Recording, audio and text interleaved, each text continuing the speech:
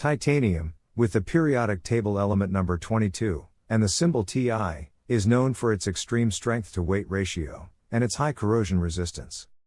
It is a non-magnetic, lightweight transition metal with a silvery gray appearance. It has a density of 4.506 grams per cubic centimeter, and is about 40% lighter than steel, but just as strong. Titanium has a melting point of 1670 degrees Celsius. While historically titanium has not typically been found in general waste streams, it is beginning to become a more popular metal that is used in common consumer items. Traditionally, the recycling of scrap titanium is encountered in high temperature or superalloys and sourced from specialty applications. In an effort to understand some of the key fundamentals that drive the waste and recycling industry, we have developed a website, waste.net, to act as a tool to assist in grasping the 4R strategy of reduce, reuse, recycle, and recover. Within the 4R's recycling sector, we find titanium scrap commonly used in aviation and aerospace, the energy industry, chemical processing, electrolysis and electroplating, medical implants, marine applications and emerging technologies. Identifying scrap titanium versus aluminum relies primarily on the spark test, which is highly distinct. While both are non-magnetic and often look similar, titanium is significantly heavier and sparks intensely, while aluminum is lighter and does not spark. Titanium produces a brilliant blinding bright white spark pattern. The sparks are intense and often stay close to the grinding wheel. In terms of physical density, scrap titanium is significantly heavier than scrap aluminum by volume. Titanium is roughly 60 to 67% denser than aluminum, making it noticeably heavier to handle in the same shape or volume. Aluminum has a density of 2.7 grams per cubic centimeter, while titanium has a density of 4.5 grams per cubic centimeter. The most prevalent source of titanium scrap is from the aviation and aerospace industry, from both the production scrap and the accumulation of end-of-life materials. Titanium is essential in aerospace for its high strength-to-weight ratio, heat resistance, corrosion resistance, and is used extensively in engine components, discs, blades and structural airframes such as wing beams, fasteners and landing gear. Titanium alloys enable reduced aircraft weight, improving fuel efficiency for commercial planes and enhancing durability for military aircraft and spacecraft. In jet engines and turbines, titanium is used in compressors and fans, such as the blades, discs, and shafts, because of its high temperature stability of up to 600 degrees Celsius. Titanium used in airframes and structural components is critical for reducing the total weight. It is utilized in fuselage frames, wing beams, and wing skins, especially in modern aircraft like the Boeing 787. High-strength titanium alloys are used in landing gear to handle high loads and shock absorption during takeoffs and landings. Scrap titanium can also be sourced from the energy industry.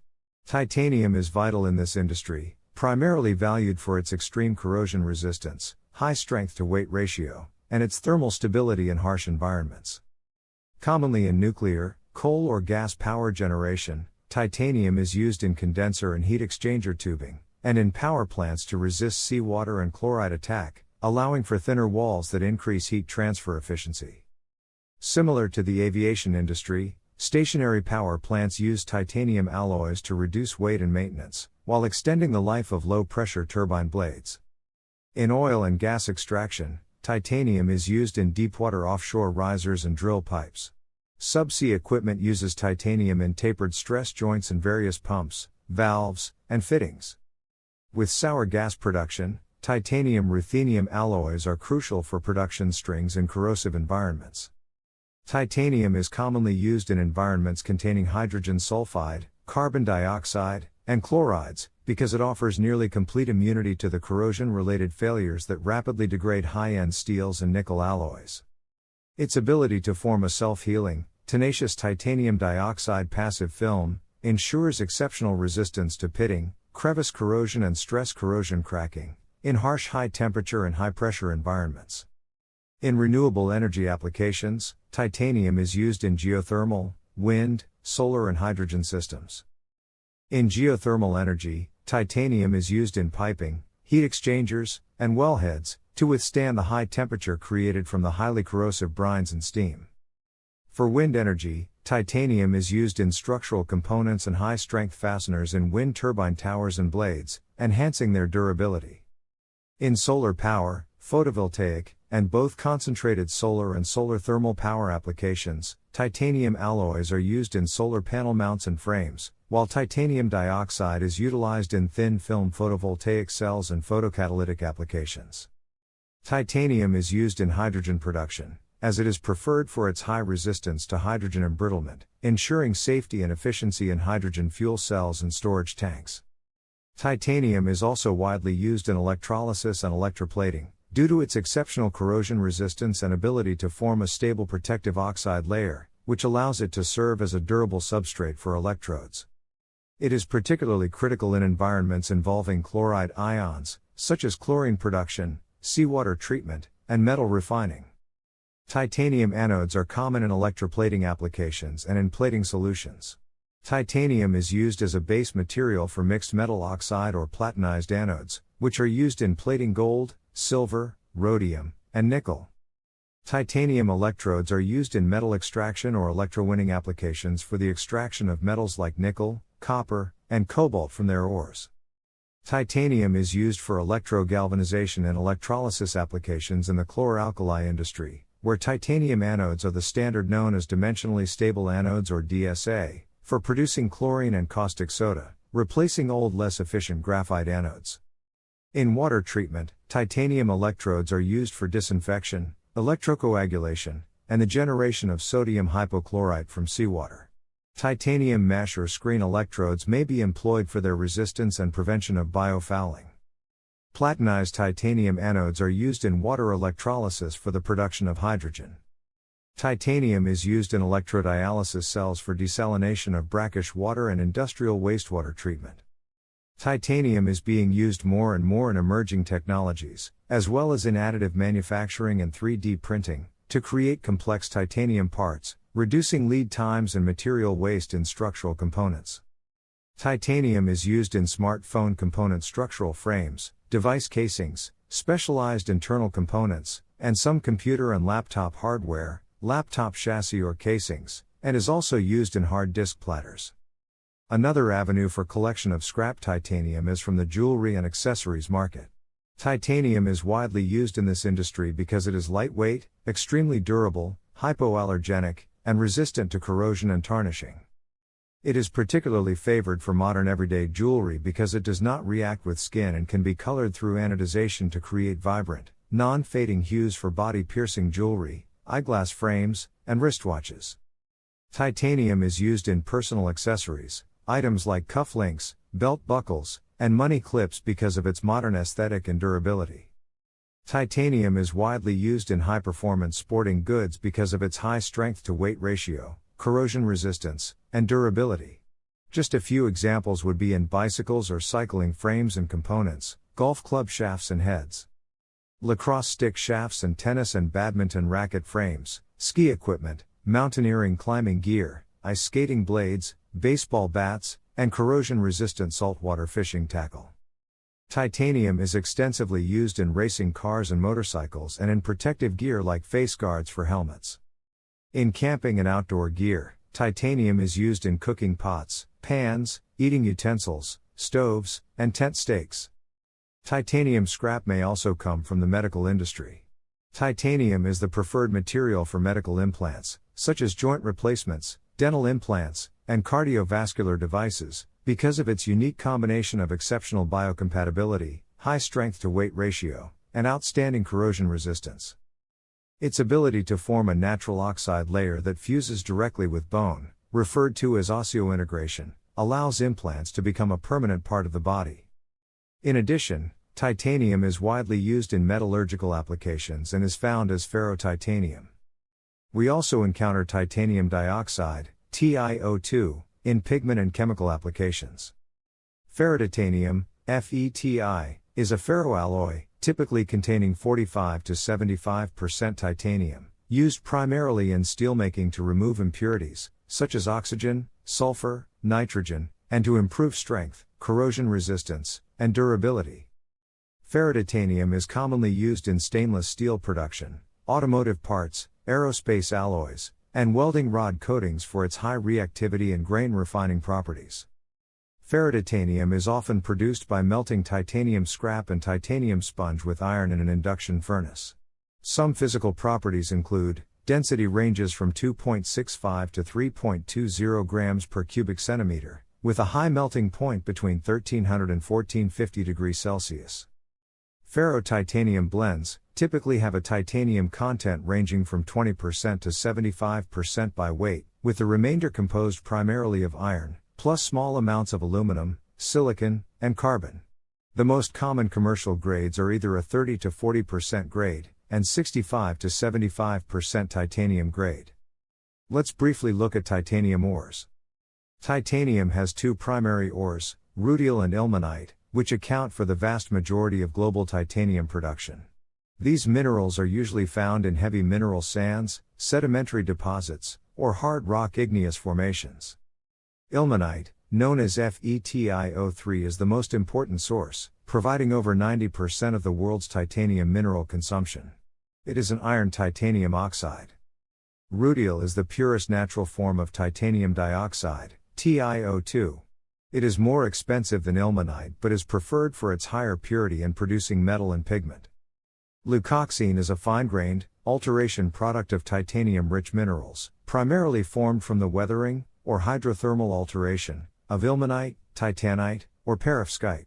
The titanium dioxide content usually ranges from 65 to 90%, but typically is 85 to 86%, along with impurities like silica, alumina and iron.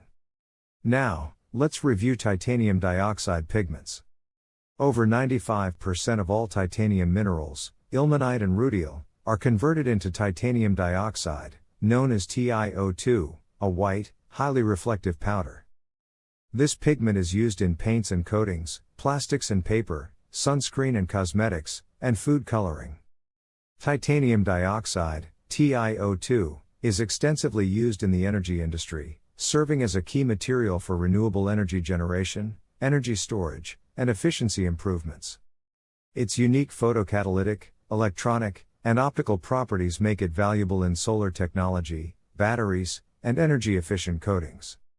Some uses of titanium dioxide in the energy industry are dye-sensitized solar cells, or DSSCs, which are fundamental components in Gratzel cells, where titanium dioxide acts as a semiconductor to convert sunlight into electricity.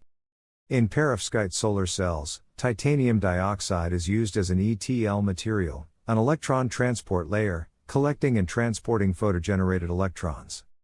For transparent solar cells, researchers use nano-grade titanium dioxide to create transparent solar cells that can be integrated into windows and other materials.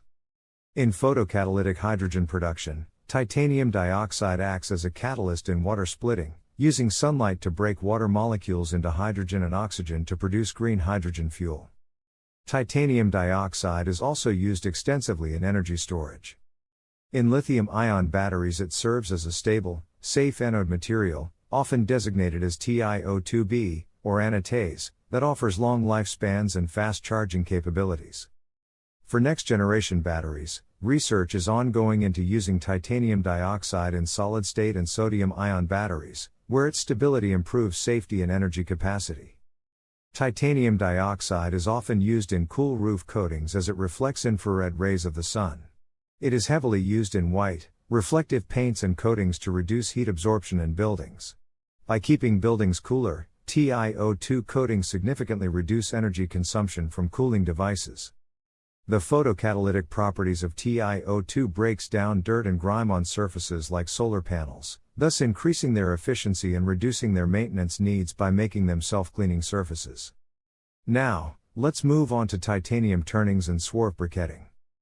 Briquetting is the process of compressing loose fluffy titanium machining waste, like turnings, chips, and shavings, into dense solid pucks or blocks, using high-pressure hydraulic machines. This process transforms a low-value hazardous byproduct into a high-value, easy-to-handle industrial commodity. What's the purpose of titanium briquetting? Let's take a look at a few of the benefits of treating titanium waste with this process. First, there is volume reduction. Briquetting compresses loose turnings by up to 20 to 1, drastically lowering storage space and transport costs. Second, is fluid recovery.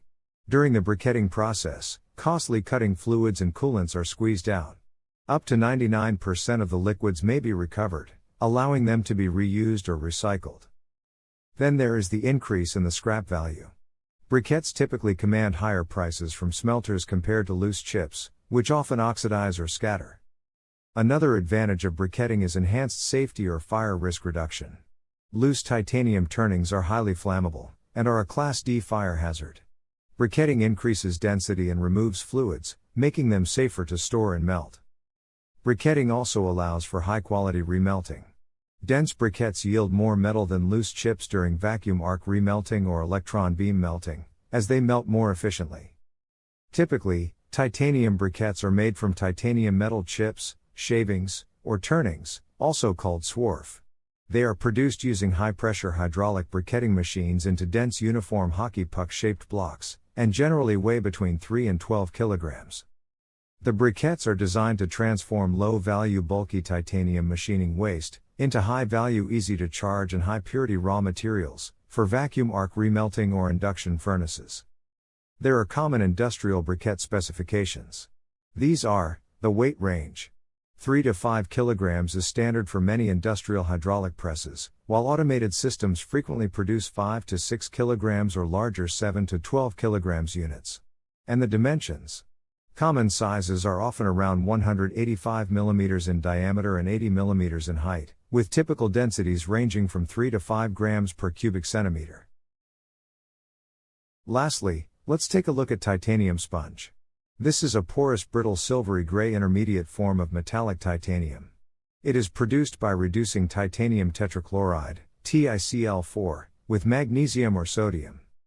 It is the foundational raw material for the titanium industry, possessing a structure that resembles a sponge, which is later melted and refined into titanium ingots or used for powder metallurgy. Titanium sponge's titanium content is typically 99.7% to 99.9% pure. In summary, scrap titanium recycling, in all of these various forms, accumulated from multiple sources, represents a challenging and potentially rewarding opportunity. We intend to explore other types of scrap metals and minerals recovery at some point in the future. Until then, please feel free to reach out to us at your convenience. Waste.net provides a neutral platform to assist in finding a market for scrap, waste and byproducts, with the goal of matching waste material generators directly with beneficial users of those materials. By connecting market participants, we foster collaboration and promote environmental sustainability. Please feel free to visit us today at www.waste.net.